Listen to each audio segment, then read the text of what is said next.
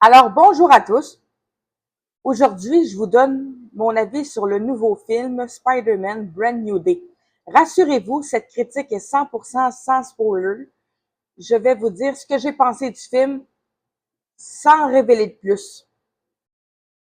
On commence par les scènes d'action qui sont spectaculaires, dynamiques et très bien mises en scène.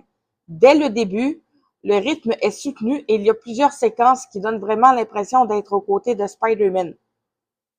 Un point fort du film, Tom Holland livre une performance très physique et réalise encore une fois une grande partie de ses propres cascades, ce qui apporte beaucoup de réalisme aux scènes d'action.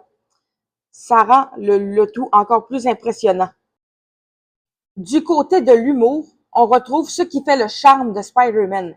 Les blagues sont bien dosées et ne viennent pas casser les moments plus sérieux.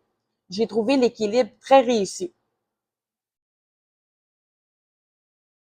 Concernant les caméos, je ne révélerai absolument rien. Il y a quelques surprises qui feront plaisir aux fans du MCU, mais je vous laisse les découvrir par vous-même. Du côté du casting, Tom Holland est excellent dans le rôle de Peter Parker et continue de faire évoluer son personnage. Zendaya, Jacob Batalon et Mark Ruffalo livrent également de très bonnes performances. Sadie Sink apporte une belle énergie à son personnage, tandis que Michael Mando offre enfin une performance marquante dans le rôle du Scorpion. Je ne vous en dis pas davantage afin de vous laisser préserver les surprises. Juste avant de passer à la scène post-crédit, une petite anecdote.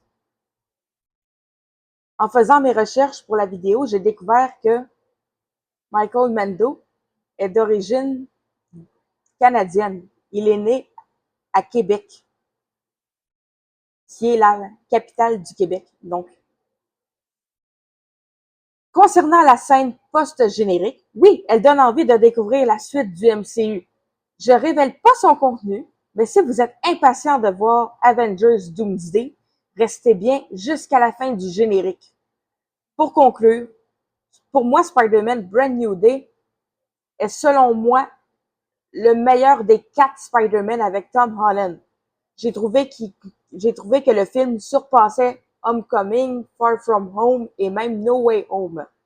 L'action est spectaculaire, les cascades sont impressionnantes, l'humour fonctionne très bien et le casting est solide du début à la fin. Ma note finale est de 10 sur 10.